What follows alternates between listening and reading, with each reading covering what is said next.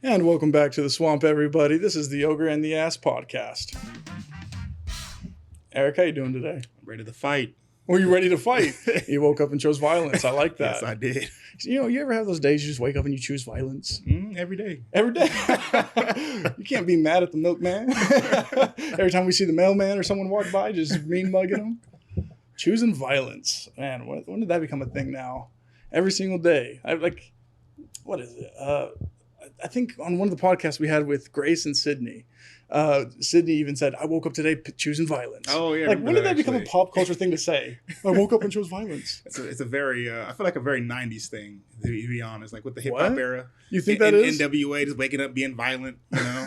But we're just kind of late, that's all. We're late to it? Yeah, like back in the day, people be like, no, you can't be violent. But now it's like, oh, yes, violence. That's where it's Interesting. Violence. Yeah. So violence is where it's at. Yeah. Is that your stance? Yes, it is. So if you ever run for office somewhere where that's what's going to be your campaign slogan, violence is where it's at.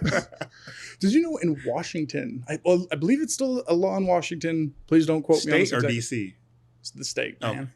Oh, it said Washington, D.C. Whatever. Anyway, so in the state of Washington, I believe they have a rule that if, like, let's say you and a buddy, I should say, but you and someone you have some beef with want to fight, you go to a police officer and say, hey, like, we're giving each other, like, permission to fight.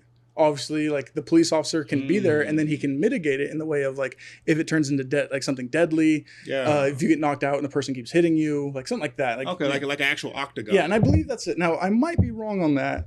I could have sworn that's been a thing recently, though. Actually, I respect it. We should do that more often. Do you think that should be a thing? Like, honestly. Bruh, if people did that, there would be less Facebook warriors. Like, I'm someone who likes to meme and talk shit online, but I know I can back it up 99% of the time in person, which is why I talk so reckless. That's what I'm saying. I like that energy. So, okay, let's talk about this a little bit then. I want to dive into this, okay? So, you like that energy. So, like, someone talks a lot of shit on Facebook or Instagram. Yeah. Okay. So, now they've gone and done that, and they're like, man, meet me on the grass by 400 and 400. And you're going to be there. Yup. 12:30. Just put it down in the books. Okay. All right. So, but here's the thing about that is that bullying that that because you've done, obviously, we've had several podcasts. You know how to wrestle. You know how to fight. We've actually even gone to jiu-jitsu together. So would you take the opportunity then to fight? Actually, let me rephrase that. I know you take the opportunity to fight, but is it the right thing to do? Because obviously you know how to fight. Like, you know how to wrestle. Like, and honestly, being a good wrestler gives you, like, you'd be able to beat probably 90% of the populace. Because most people think they know how to fight. And I am a part of the group that thinks that, like, that is not a thing. Like, unless you have been trained, unless you've had a form of discipline, it's just not a thing. People think they know how to fight. And then you see them throw the ugliest right hook ever that took, 10 minutes to come all the way to. Just a wind up. Oh, yeah. One of those cartoon wind ups. Yeah, but do you think that's a form of bullying? So is it a form of bullying to ask the question one more time? Okay. So because you know how to fight or wrestle, if you by the way, I've been 10 years out of practice. So yeah. Okay, fair enough. Fair enough. You're getting out of shape, but still. Exactly. you can tell. So with that then, you instigating stuff on Facebook and then it leading into a physical altercation later on, is that you bullying? Because obviously you're confident in yourself. You're confident if you were to get in a fight, like, you can handle yourself. So is that bullying? I actually never, to be honest, I never thought of it like that.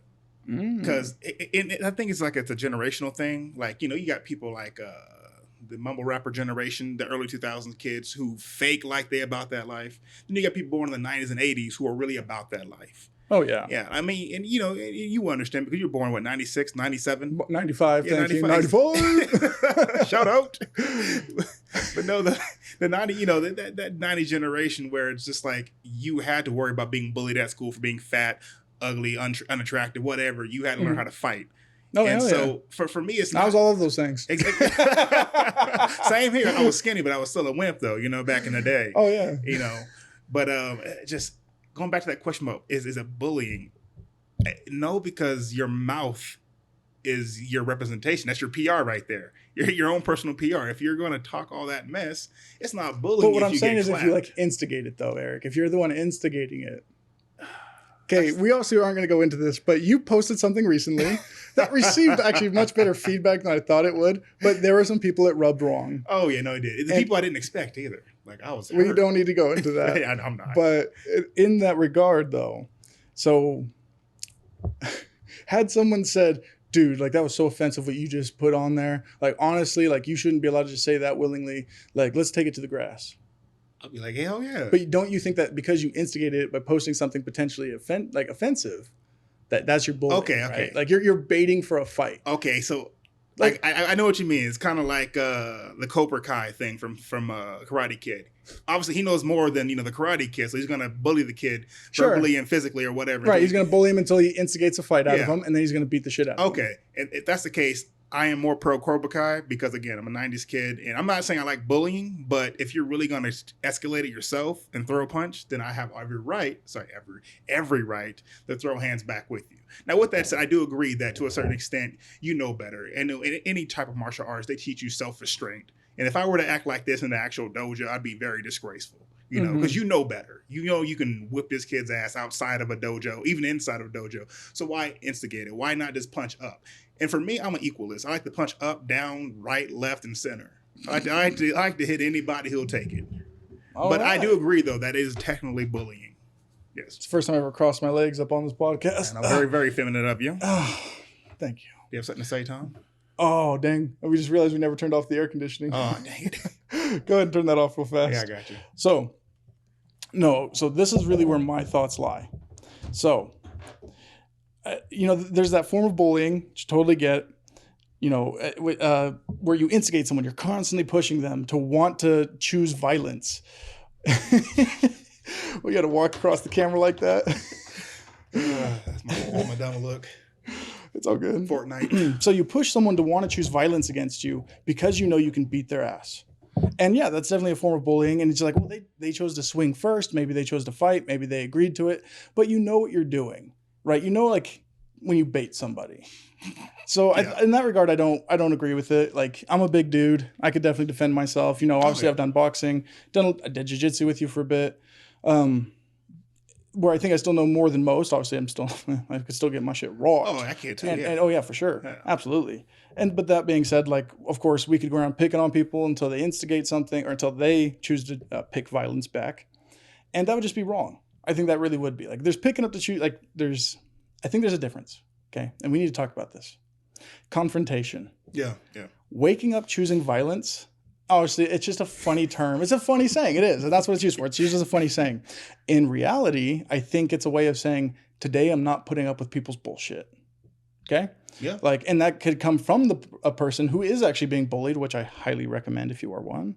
Wake up and choose violence for once. Oh, yeah. I'm a firm believer. I don't care about like what other people say. We can go toe to toe. The best way in the world to stop a bully is hit him in the mouth. Oh, that's worked. Hit him in the mouth. For me. Guess what? You're right. And you might get your shit rocked, but at least now they know, oh man, now I got to be careful. Like, at least now they know, like, you're going to do something about it. Never in the history of ever have I ever heard someone talk about like, yeah, this person like fought back. And even though they lost, like, I had no respect for them. Like, no, we always have respect for the person who finally sticks up for themselves. Oh yeah. So confrontation, I think going out and choosing to start it is wrong, but I think waking up and choosing to end it is right. Oh yeah, that's where I'm at. Yeah, and like you mentioned before, we can talk about like I feel like how you go about it, like how far you take it. I mean, like I said, they teach you self-restraint in every single discipline out there. They don't want you to go super far because you're just being extra at that point. Oh yeah. Like where, for example, in the octagon, when someone's already knocked out, you going for another hit. Obviously, that's illegal. That's an asshole move. Mm-hmm. So I'm just saying, like you said, go out there and finish it, but be tactful about it. Dude, I remember, I think it was during one of the Conor Diaz fights, one of the preliminary fights leading up to it. There was a guy, like when fighters, when they first start the round, like the very first round, they'll go up and they'll do like a fist bump. Well, a dude went up, faked the fist bump, and went for a punch. And he ended up losing the fight. He actually ended up, we were at Buffalo Wild Wings, I think, watching that fight. And after that, I was just like, man, like that was retarded to do that. Like, what did you think would happen? Yeah, I just used the word retarded, dang it. Canceled. No, it's, I'm like, man, like that sets such a tone about you. Like, you're willing to be fake to win. I don't know. Like, that's a whole nother thing. Obviously, we can get into that. But confrontation in particular, I think everyone has stories in their life of where they've avoided confrontation and when they've addressed it. Boy, do I hope people have stories of when they've addressed it. Oh yeah. I think there are people who don't. In all honesty. I believe a lot of people don't do that. A lot of people don't. To be honest, I've gotten fired from multiple jobs for confronting things. Oh my gosh, I know. You have been, huh? Yeah, so just let the record show, like, if Eric's ever an employee of yours or coworker, that being said, just because you're at a job does not mean you are exempt from ass whoopings. No matter the job, no amount of vaccines will make you immune to his work. Exactly. And the thing is, like I said earlier, like what you said earlier, I do agree that I do push things too far. But if I feel like I'm being, attacked, like again, I'm a 90s kid, I'm gonna go out there and say, hey, look, there's an issue, I'm gonna be very verbal about it. Yeah, let's handle it. But obviously in the workplace and in the real world, quote unquote, that's not acceptable and I hate that rule. It's not acceptable. And wouldn't you agree that's the issue of most people, especially in America? The things that aren't acceptable should be acceptable. Because that's why you get school shooters, for example. I'm serious. You get school shooters because they get bullied for all their lives. Since the day they were born, they were bullied. And then out of nowhere, when they try and, speak up, no one wants to listen to them because they're the anime kids, the golf kids, the weirdos. No offense, I love those kids. Oh, I love anime. Oh, yeah, exactly. But what I'm saying is this. It's healthy to confront these issues because if not, you're going to grow up resentful and hateful, which is why I am how I am today, because I can take a joke at the same time. If something gets set out of pocket, obviously there's lines that I draw and, I don't mind being confrontational about that. And so that's what separates me from a lot of people. Now, with that said, I'm not going to say it's healthy because, again, I've been fired from multiple jobs. But at least I can, go to bed saying I have self-respect. That's true. But I have self-respect. Hey, I'll take it. But what are your thoughts on that? Okay. Absolutely. You need to protect your self-respect. Now, I think you should still hold boundaries and restraint on yourself. And you can hold, okay. I had a job once when I lived up in Rexburg, Idaho. Another Rexburg story.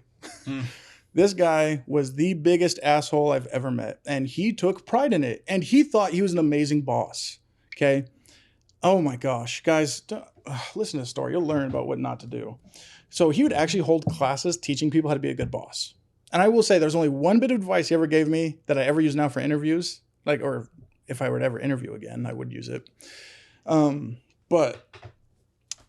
He was oh my gosh, he was such a jerk. Okay, so one thing he did is he micromanaged you. Okay, now everyone hates micromanagers. So imagine, this is back as a warehouse job. I was just trying to pay the bills as I went through college. You're scanning boxes just right there, just like on a little platform. And he comes and he sits like a foot. And I mean that. I'm not trying to be like facetious here. I mean, his body is like a foot away from yours and he's just watching you scan. And I wanted to be there. I was like, so petty. I just looked at him. I was just like, can I help you? And he's like, oh, I'm just watching what you're doing. And then I said, can't you watch from further away? And he just looked at me like, I can't believe you talk to a boss that way. Don't let bosses bully you, first of all. Don't ever let that happen. Because now you got me choosing violence right now. I'm about to go off on something. It feels good, don't it? No, I hated him. I hope you hear this, Paul. I won't say I hate you. I was going to say another word, but from the deepest pits of my soul. For the sake of that, my mom was probably watching. I won't say the other word, but no, I was so mad at him because what he started doing too is that he'd brag about banging other coworkers' wives, like he wanted to. I'm sorry, he didn't do it, but he was like, man, I just want to bang his wife so bad and all this other stuff. And I'm like, what? See, like I said, there's lines. I'm standing there. I'm like, first off, and I kid you not. Shit you not, right now, hand to God, I'd been working there like 2 weeks and he's telling me this, as if they're like, we're best friends. Like he could tell me this. I'm like, why would I be okay with this? Then he starts telling me that some of the same people, he was talking about their wife. He's like, yeah, I'm trying to get them fired right now. Like literally setting them up for failure. And he told me how. And I'm just like, what makes you think I like you? Like you sound like an awful human being. Okay. So I'm going to tell this story now, guys. You got me going. So just to finish the story now, choosing confrontation and having self-respect for yourself. Okay, having known people who have been mistreated in every form, I believe, in a workplace, whether it just be like, verbally, physically, and sexually abused in the workplace. Like I have zero tolerance for it. Mm-hmm. So one thing that we did is that I got all the workers together. And again, I'd been there like a month and a half. I don't know why they trusted me so much or liked me, but I think it's because finally someone was willing to stand up to them. We wrote a letter of all the things this guy did wrong, like our own Declaration of Independence. And we went to the CFO and we slipped it under his door. The CFO, just because he was the one who was going to be in that day. So we slipped it under his door. Days go by. And finally there's this meeting that happens. And he gets all the warehouse workers into this meeting or this conference room. Then I'll say, so Paul was the manager and Boyd, I'll say his name is Boyd. Boyd was the CFO.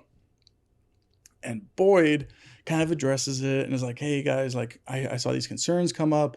We've talked about it. We need to talk about this in general. And then Paul, because Boyd he was afraid of confrontation. So Paul kind of just takes over the meeting and it's just like, Thomas, I know you're the ringleader behind all this and like all this other stuff and all this. And he'd be like, oh, I didn't say any of these things. And I slapped the desk. I won't do it right now because I don't want to ruin the audio. But I slapped the desk and I was like, you're freaking lying to everyone right now, Paul. And I wish you were a man to actually say what you meant. Tell them how you wanted to bang his wife. And I pointed at the dude too.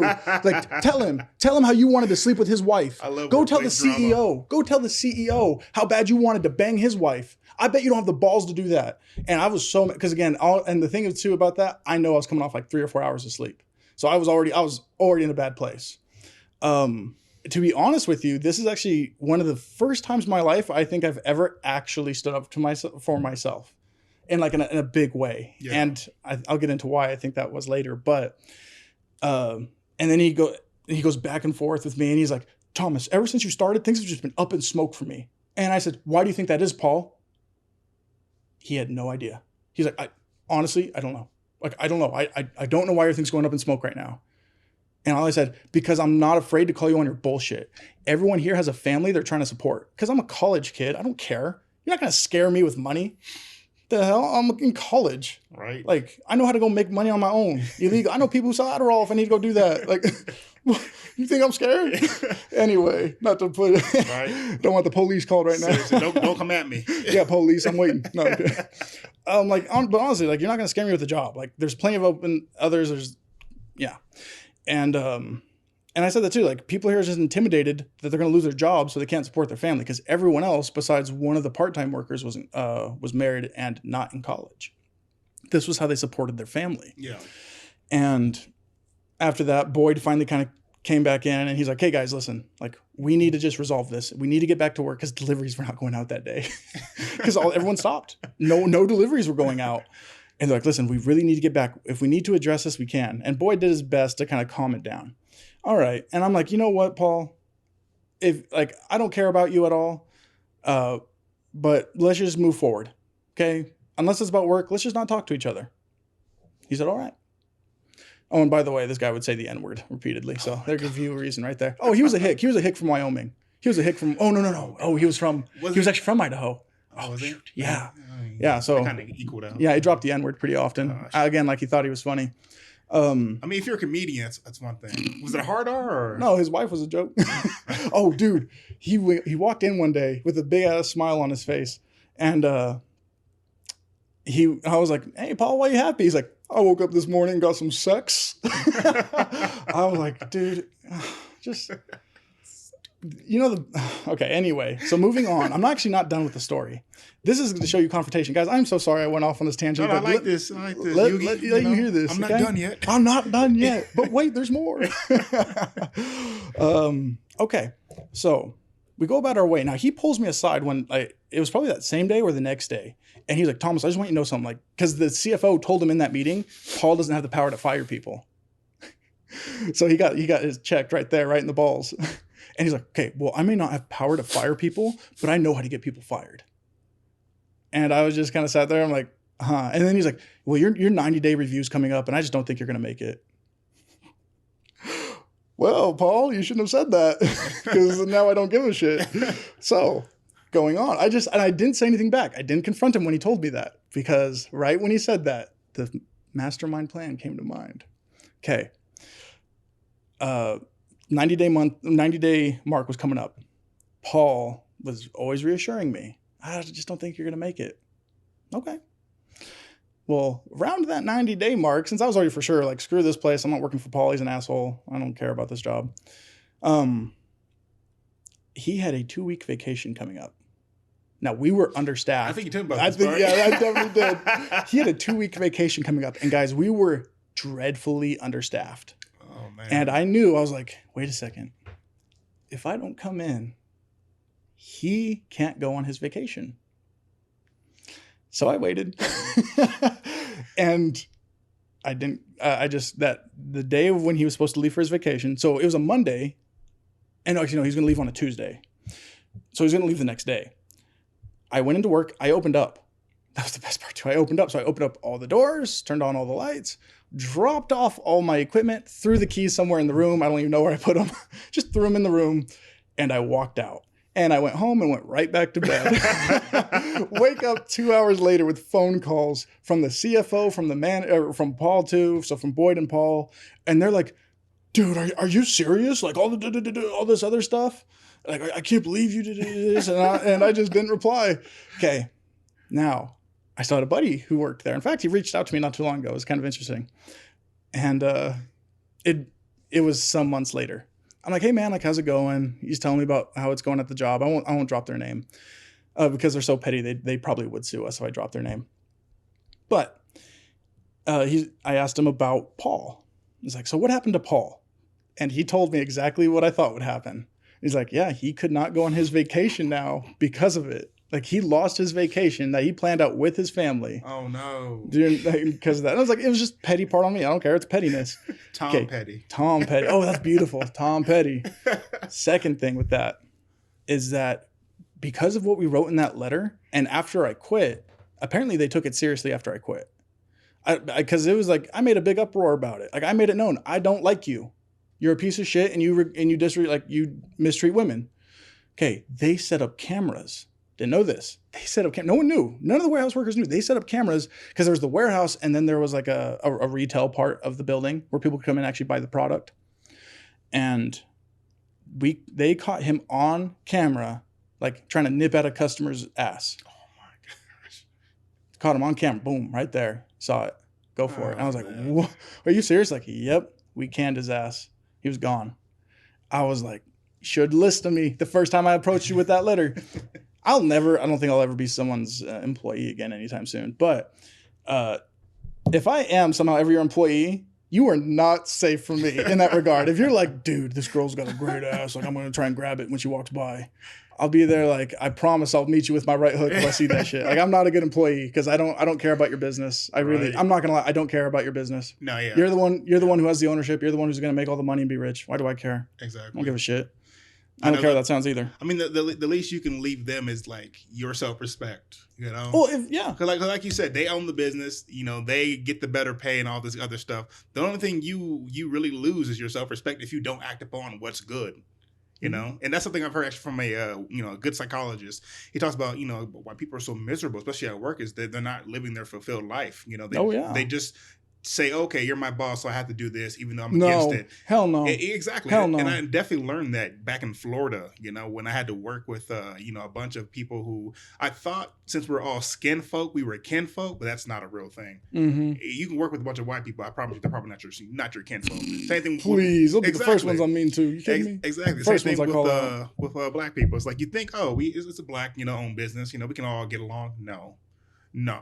And the thing is, I've learned there, especially to, like you said, and I learned in Idaho to stick up for yourself. I learned in Florida to really stick up to myself because, that was the only decent paying job in that area of Florida that I was living in. But I was like, I'm not going to leave here every day with, feeling disrespected. So my first day on the job, I got into it with the administrator, and he was just like, why did you, attack this kid? And it's like, well, why did your kid attack me first? And then he didn't comprehend it. He's like, well, on camera, I know what the camera looks like, but we also have witnessed what actually happened. And I'm here to tell you, I don't know what kind of business you're running here, but on the West Coast, we don't do that. If you're going to throw hands properly. And he got really butthurt about that. He says, you're going to make me come out of my skin one day. And I said, all right, that's fine. I don't come mind. out your skin. Exactly. No, I mean, you're not immune to the work. Bosses are not immune to the work. Okay. Exactly. Confrontation, especially in the workplace. Sorry, go ahead. No. I was going to say, and so basically the next day he came up to me and apologized because he saw the whole camera. He talked to witnesses about what happened on camera. And, me and him were chill. But even afterwards, he was so good at just BSing all staff and, a lot of people who didn't kiss his ass, or the people, he was good at BSing people who didn't kiss his ass, I should say, and I wasn't one of those people. And so I got into it with him and a few other people in the hierarchy of the business. And this is a children's facility, lockdown. For real. And so I learned quickly people respect strength. And so whether it's the kids, being confrontational with them or the adults, people learn quickly that I was very harsh on everybody. And they loved me too because I always came into work. I did my job. I helped out where I could, but then I went home. But the point I was making with the story is just like you learned in Idaho, I learned in Florida, self-respect goes a long way. Don't ever let somebody talk down to you. Don't ever let anybody make you feel like you're, less than. Absolutely. And I think that's a proper time to pick confrontation, guys. There are people who will say violence is never the answer. And my kind of rebuttal to that was I think that's absolutely dumb. Violence should never be your first answer. Absolutely. That's ridiculous. Yeah. Don't ever let violence be your first answer unless it's absolutely required. But it damn sure should be on the list of options to pick. Mm-hmm. Why? Because there are some people just saying, hey, stop it. It doesn't work. Clearly, right? Yeah. I'm not trying to be mean, but I should have friends who don't have to feel like they have to carry pepper spray at night when they go walking. Yeah. Or that they have to stay within the street lamps. Why? Because, sometimes when you tell people no or stop, they don't listen. Right. They get mixed signals somehow. Yeah, as if though this is a debate. This is not Congress. No. No. Yeah, so no, absolutely. Violence, I think, needs to be an opportunity on there. And of course, there's so many people who can go into psychology of it, not for political reasons, and I need to say this now, but I do like some of what Jordan Peterson talks about. Again, I'm not on the political side of anything. Oh, he's all psychology. That's why I like him. Yeah. But he talked about no, there's no virtue in not being violent, or I should say in the not even having potential to be violent. Yeah, there's no virtue in that. Being passive. When he says you're like a bunny rabbit, that's not a good thing. You don't want to be Bambi. That's not cute. No, and that's that thing too. And I don't want to just backpack off his work. I want to go off my own beliefs as well. But it's that thing of if people know they can bully you, someone's going to take advantage of it. Someone, someday, somewhere will do it. Yeah. Unless you completely shelter yourself and you never get out of it. And where this still creates problems today, absolutely. Are there people who can't defend themselves, maybe due to disability or some sort of illness that stopped them? Yeah. And I would definitely hope that people who are capable, such as moi and you, that we'd step in and be like, okay, well, now you get a 2-piece and a biscuit because you thought you could get brave with the wrong one. Exactly. Yeah, that's true. If you do know somebody who's getting bullied because, they can't physically hurt, protect themselves, just call me or, the ogre. Oh, absolutely. We don't mind.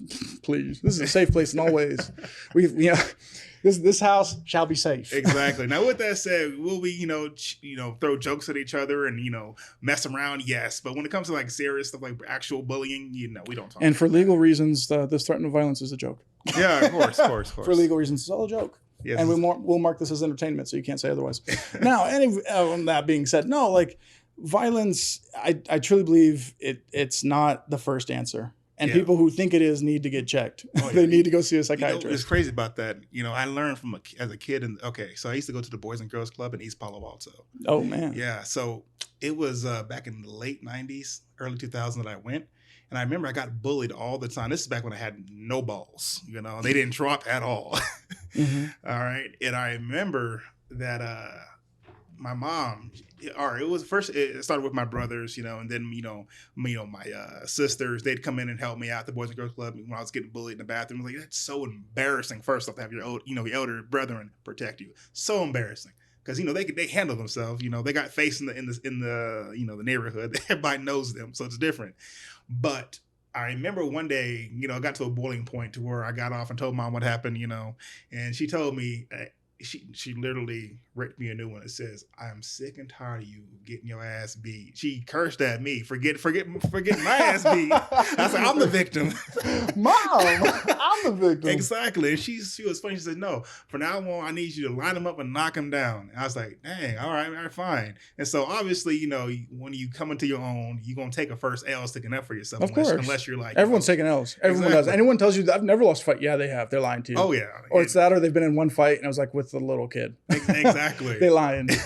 And I remember I took, a couple of L's sticking up for myself, but then I remembered, I'm sticking up for myself. And then it escalated. It got better and better throughout my years. And of course, like I said before, not every fight I won. And, the fights were, I fought someone, let's say in the 6th grade, and he was like 3 grades bigger than me. Because that was the thing too, back in Modesto when I first moved out there, we used to always fight with these Mexicans. It was funny. Me and my friends, they're all black and, Mexican mixed. We used to always fight these other Mexican people. And every day after school, they'd come in and, bully us, fight with us. And, I never liked to fight, period.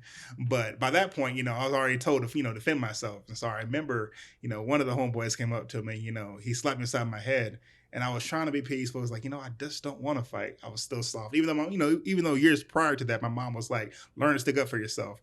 And by the time I had moved to Modesto, as a young teenager, I remember, I was slowly starting to fight people. And so even though I was still hesitant, I still wanted to fight. So anyway, long story short, he hit me a second time. I was like, you know what? Screw it. So I started swinging on him and I started actually making contact with it. I was like, oh, this feels pretty good actually. And then it does feel nice when you hit someone and their eyes roll back for a second. Exactly. Like, oh. And I remember him getting knocked to the ground, and out of nowhere, his older brother, I was in the 6th grade, his older brother was the 8th grader, came out of nowhere, just knocked me out. I was like, oh shit, this actually hurts. And then I got up and, because I fell to the ground, I got up and, and I tried to fight him again, and then, hit me a second time. And then by the second time, I was like, all right, what? I looked at him, actually said this, hey, look, you win. All right, I can't beat you. And so the fight was, everybody who was fighting at the time was done. It's kind of like the Warriors, everybody was fighting each other. But as soon as I got knocked down twice, everybody's like, all right, we're done. And then here's the most embarrassing thing. And again, it's a shame when your siblings have to step in. Literally all my friends, they walked me to my house, just 2 blocks down the street, and my brother, he was living there at the time. This is like in early 2000s. Charlie or Kenny? Charlie. Yeah. It's back when he first moved in with us. From I think Hayward or East Palo Alto. Anyway, they all said, they all explained what had happened. And then again, it's embarrassing because it was him, his wife at the time, his homeboy at the time, and my other sister at the time, and plus all my friends. We walked to this dude's house, this 8th grader's house. And, my brother, he's very old school gangster. Like he used to run the streets in the EPA back in the day. He was old school, but classy about it. He said, hey, so I heard, y'all have some issues going on. And I can tell there's like a big age difference between you two. So what can we do to, rectify the situation? He was very, Malcolm X with his speech when he went in there. And then the 8th grader, he just stammered and said, I apologize. I didn't know. And then, we were all good. We shook hands on it. And then we just walked back to the house. And I'm like, I don't know. All my friends loved my older brother, but me, I was like, damn it. Your older brother had to come fix it. Come to the rescue. Save Eric's ass. Exactly. So my whole point of that story is just confrontation, from what my mom told me, has taught me is it's necessary, like you said, when you're being bullied constantly. But it should never be the first thing. Because like I said, even when I was a kid living in the Bay Area, going to the Boys and Girls Club, obviously, I didn't choose violence. I still tried to be nice, but I slowly tried to defend myself after mom talked to me. But then as I moved to, Modesto in the early 2000s, and I was still getting bullied somewhat, I still tried my best to be negotiable, but I was less afraid to throw hands. Yeah. And so it's just funny. That's all. It's how I don't know, just how confrontation just works out in the end. Like you said, I don't think you should always look for it, but I definitely believe in, sticking up for yourself. Yeah. It's funny. I think, boy, for me, because I had my fair share of bullying growing up, but I don't know what it was. So I think there was this, one, I don't know why, and no disrespect to the people in my life, but I did have a certain upbringing of, for a while at least, of don't touch people. Like, go get someone. And I hated that. Oh, yeah. I hated it. And I think it was actually when I found rugby. And that's why I was around that same timeline, too, that I was telling you about that job. Found rugby. And Polynesians, you got to love them. They're going to teach you life lessons quick because you won't survive. You won't make it. That's true. You won't survive. And, I'm getting taught how to play by Tongans, Samoans, Hawaiians, all these different people, right? And you just have to have that attitude about you. Sometimes they're going to hit you. Like when no one's looking, they're going to hit you. Shit, they'll hit you when people are looking. They don't care. And the only way to get respect, you better learn to swing back. And what's funny, it doesn't create fear in them, but it's like, oh, okay, now I'm done. Like, that's it. Did I get hit a few times? Yep. When I learned to punch you back, and then I realized like, oh, I'm actually kind of strong, it stopped happening. And actually rugby went on to be one of my favorite sport till to this day. And I will say that sport taught me more about life than any other sport, any other. And I still use those lessons to this day. So if you feel like, oh, I'm not good enough or anything, go play rugby. Because everyone's like, oh, you got to be a big dude. No, you don't. The scariest dude on the team was 5'5" because he didn't care how big you were going to get that work. He did not care. And he'd look at you too, and he'd hit you. He didn't care. I think he was from Tonga, so he didn't give a crap. Shout out to the Yetis, Rexburg. No, that's right, the Rexburg Yetis right there. I'll do a shout out for him. His name was Jason, and he didn't care. I remember him actually. Yeah, he was a great guy. He was awesome. Yeah. But if you crossed him wrong, like you were going to hear about it. So I loved it. Rugby taught me how to address confrontation, because then it also taught me like, oh, you're out there getting hit, beat up, and you're like, hey, this actually isn't that bad. And then it kind of keeps running. And then you get in fights after that too. But yeah, that was one thing for me is like, I think playing rugby taught me so much of like, everyone's made out of flesh and bone. Like you just know how you feel and you're like, oh, dang, that hurts. You don't know when you hit that other person, they're probably thinking, damn, that hurt. Yep. Why? Maybe that's the first time someone's hit them back. I don't know. Yeah. You don't know. For some bullies, it usually is. Some bullies never been hit, and then you finally hit them back and like, oh, that's what it feels like. That Family Guy skit when Joe gets stabbed, yeah. And then the guy who stabbed him stabs himself. Like, oh, I've been doing this to people. Oh gosh, I deserve to be in prison. So yeah, that's my take on it. If you're someone you find yourself non-confrontational or you lean towards it, that's fine. There's nothing wrong with it. Absolutely not. And I think people need to learn to be more negotiable, to be more reasonable, and in moments lean away from confrontation. There have been moments I've leaned away from it, where it's like, I think I had every right to. I felt like I had the right to, but the reason I leaned away was like, this won't end well for someone. That's if true. you start confrontation with the wrong person, you will meet people who are just like, I don't care. I win in the end. And that could be, I'm going to use a knife. I'm going to use a weapon. I'm going to grab a weapon. I'm going to jump you. I'll get you later. Like it can turn into that. Yeah. You need to know when to walk away. But also when to stick up. And that can be, you got to be intuitive. You got to be able to listen to your gut. No, you're right about that. I just had a flashback. Remember that old man last year in purple who called me the N-word? Yes. I remember then you posted about it, which was a funny post. What did you say exactly? I'll have to look it up, man. I hope you get COVID. No, I don't remember what it was. I'll have to look it up. I don't remember that post. But yeah, I remember that. You came home and you're like, you offered someone like a burrito that night too. And then this old man, what do you say? He was like, da-da-da-da, N-word. Oh, yeah. Okay. So basically, I was walking around. This is near the Target of Provo. And near the bridge. I feel you now. I feel you. And I was just walking around it. It's like nighttime, like 10 o'clock. And there's like a group of people under the bridge. And I see some kid running back, right, from underside of the bridge, from the underside, coming towards me. And I was like, oh, okay, whatever. He's probably just jogging. And so a couple people came out. And I was like, oh, hey, and I could tell they were poor. I was like, oh, hey, you want a burrito? And, the woman, one of the people said, yeah, sure. Thank you. And then she asked me, hey, do you know who threw a rock at us? And then, obviously it clicked pretty quick because the dude ran out pretty fast, And I was like, oh, no. But I did see someone run past me like 30 seconds ago. She says, oh, that must have been him then. But there were two other dudes. One dude was with her, and then another guy was far back. He's the older dude. He came up out of nowhere. He didn't hear the whole conversation, so he figured I was the guy who threw the rock. And he says, hey, you N-word, hard R, did you throw that rock? And let me tell you, it's been a long time since I've been called the N-word. All right? But I remember when I heard it, it clicked in my mind. I was like, you're like in your 70s and you're old. I will destroy you. And I started. Okay. And I started exactly. You're clearly homeless, so no one's gonna miss you. Exactly. I started cursing him out, and within 45 seconds, the woman got involved and she was trying to calm him down because he kept on, saying all type of shit to me, and I started getting aggressive too. And then I was like, oh wait, what am I doing? I had to stop myself. First off, he's a literal troll under a bridge. Yeah. mentally, he's probably not all the way there. Doesn't excuse him, but again, he has his own little demons he's dealing with.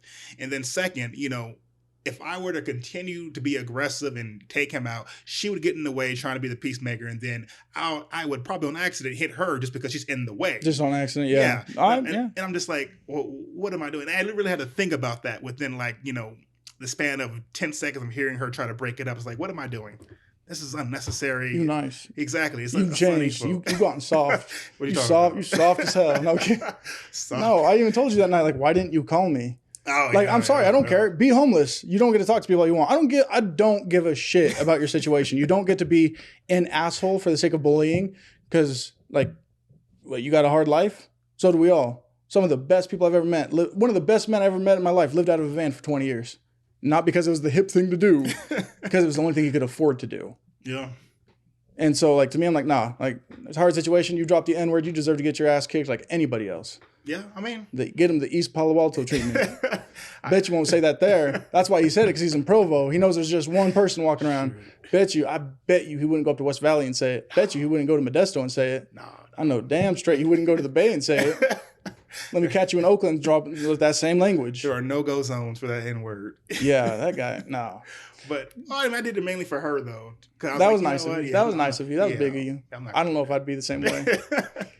Okay, I'll give her a show. There you go. I know y'all can't afford the UFC fights, so here you go. I know, right? We are live. Bruce Buffer. I don't care if people do or don't like what we're saying, by the way. There are times too, and I don't care. You can be like, well, people are going to talk their crap. I don't know. I feel like that's something about it. Yeah, you don't have to fight everybody. And maybe sometimes I'm too quick to pull a trigger on stuff. Not literally, but you know what I mean? To be violent, to be more physical now, to use more of my prowess that I have. But, and I guess we're all on a different spectrum with that. I don't know, but I just feel like if you're going out of your way, and I mean really out of your way to be an asshole, he walked up to you, he called you the N-word.